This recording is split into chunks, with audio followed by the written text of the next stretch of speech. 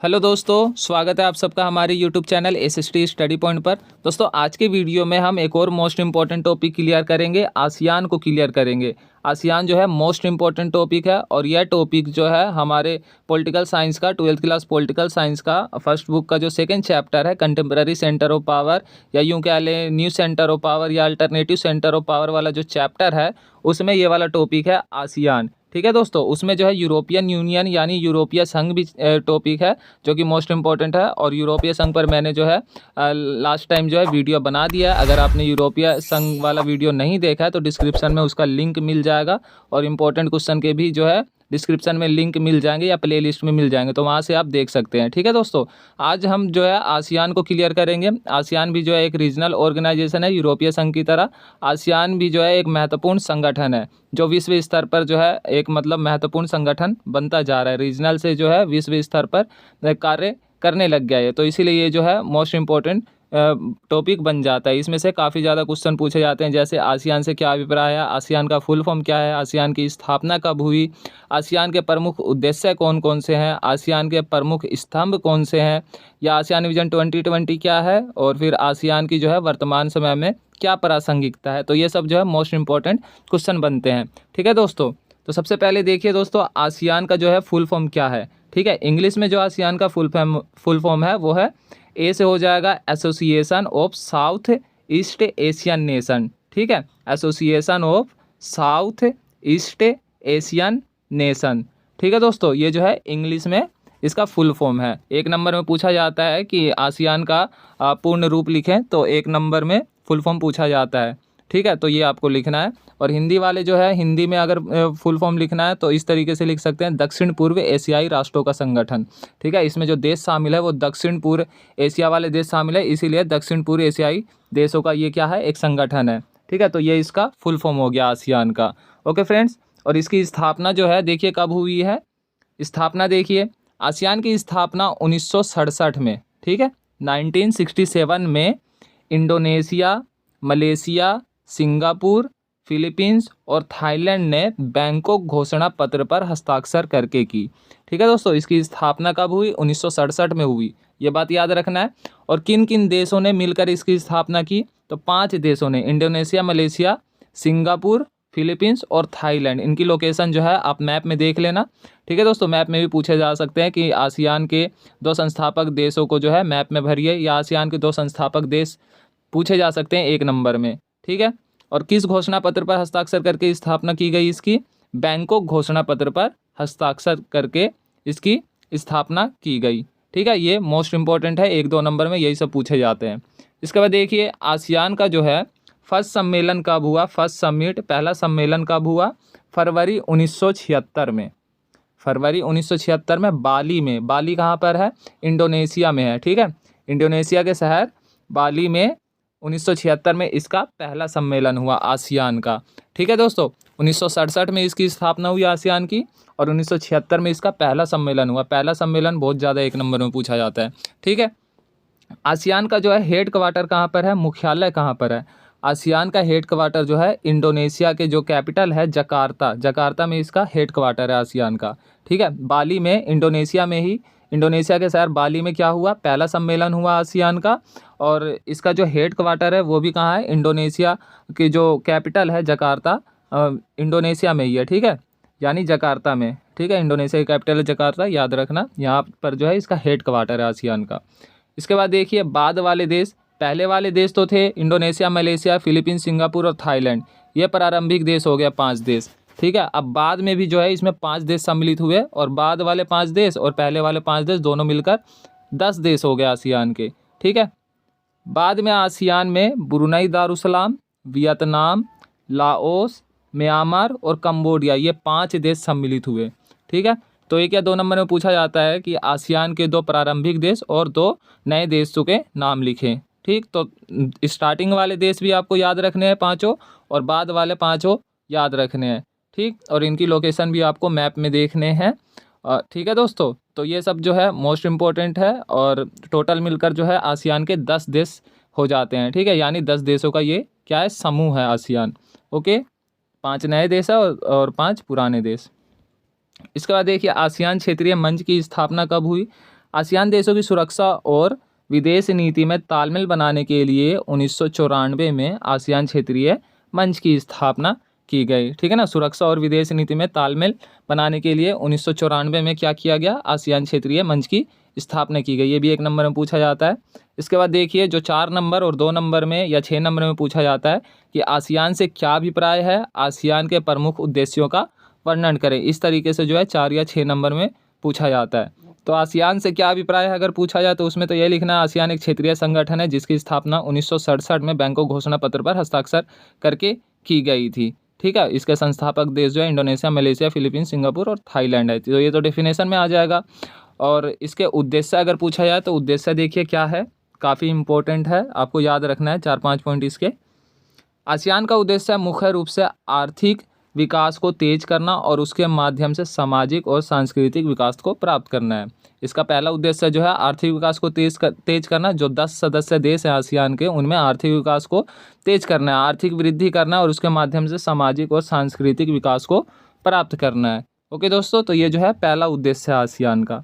इसके बाद देखिए दूसरा उद्देश्य जो है कानून के शासन और संयुक्त राष्ट्र संघ के कायदों पर आधारित क्षेत्रीय शांति और स्थायित्व को बढ़ावा देना।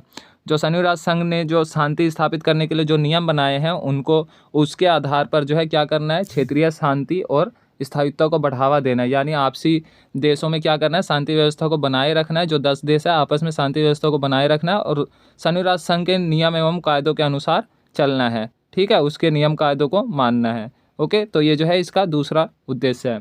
इसके बाद तीसरा उद्देश्य देखिए अनौपचारिक, टकराव रहित और सहयोगात्मक मेल मिलाप को बढ़ावा देना। इसका तीसरा उद्देश्य है। अनौपचारिक जो है टकराव रहित, यानी लड़ाई झगड़ा नहीं करना है, टकराव रहित रहना है और सहयोगात्मक मेल मिलाप को बढ़ावा देना है। ठीक है ना, युद्ध ना करके जो है मेल मिलाप को बढ़ावा देना इसका तीसरा उद्देश्य है। तो ये 3 उद्देश्य जो है मोस्ट इम्पोर्टेंट है। ठीक है दोस्तों, तो इसको जो है आपको अच्छे से याद रखना है।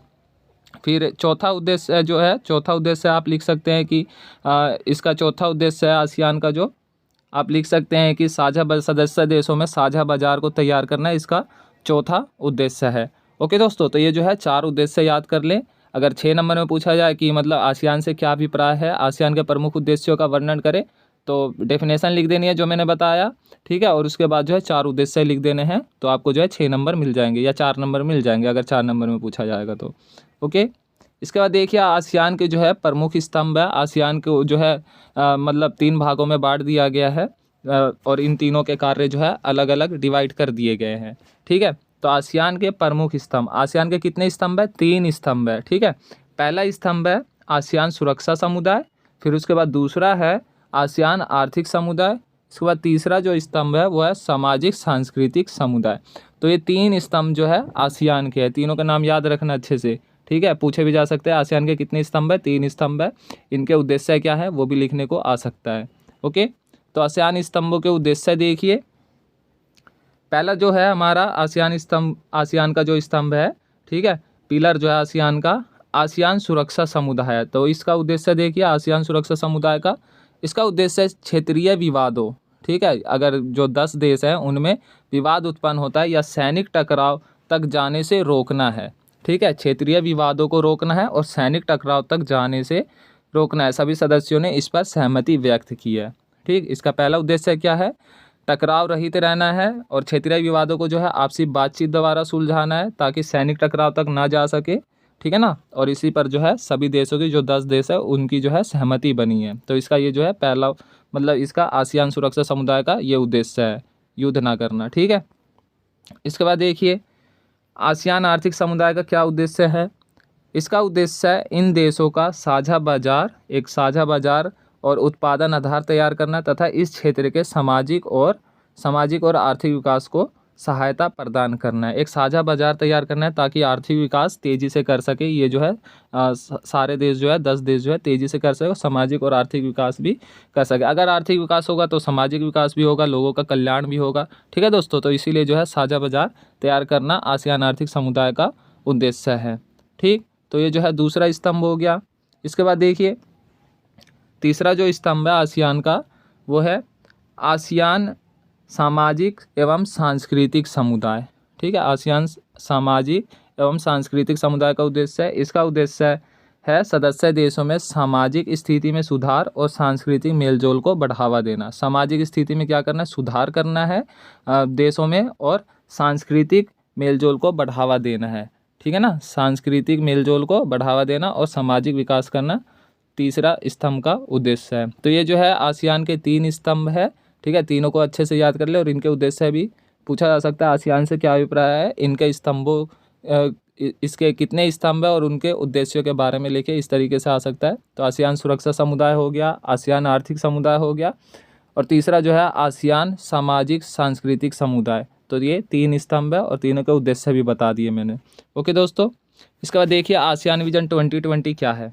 आसियान विजन 2020 मतलब इसमें एक बैठक हुई थी आसियान की, और उसमें कहा गया कि 2020 तक जो है हम जो है कुछ ऐसे जो है उद्देश्य रखेंगे जो 2020 तक पूरा किया जा सके। तो वो देखिए कौन कौन से उद्देश्य थे, या आसियान विजन 2020 के लिए जो है उद्देश्य प्राप्त करने के लिए कौन कौन से बातें रखी गई थी। तो देखिए आसियान विजन 2020 है क्या, इसके क्या विशेषताएं हैं। पहला विशेषता देखिए, संयुक्त राष्ट्र के घोषणा पत्र में उल्लेखनीय सिद्धांतों का अनुपालन करते हुए क्षेत्रीय शांति और सुस्थिरता को प्रबल बनाना इसका पहला विशेषता है।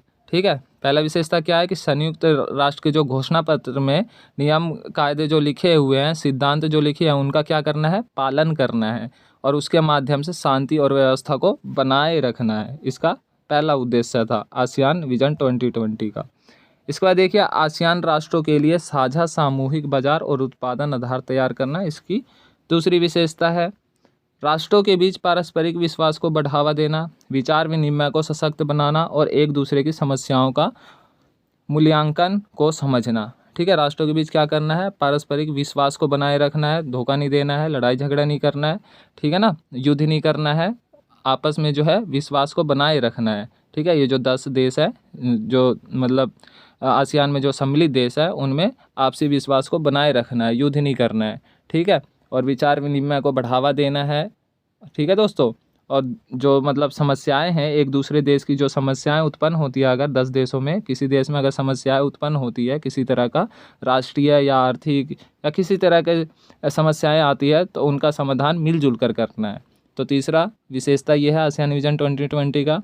इसके बाद देखिए दक्षिण पूर्व एशिया के देशों में रहने वाले, जो दक्षिण पूर्व एशिया के देशों में जो लोग रहते हैं, उनका कल्याण करना क्या है, उनका कल्याण करना और उनके जीवन स्तर को सुधारना या ऊंचा करना, इसका जो है चौथी विशेषता है।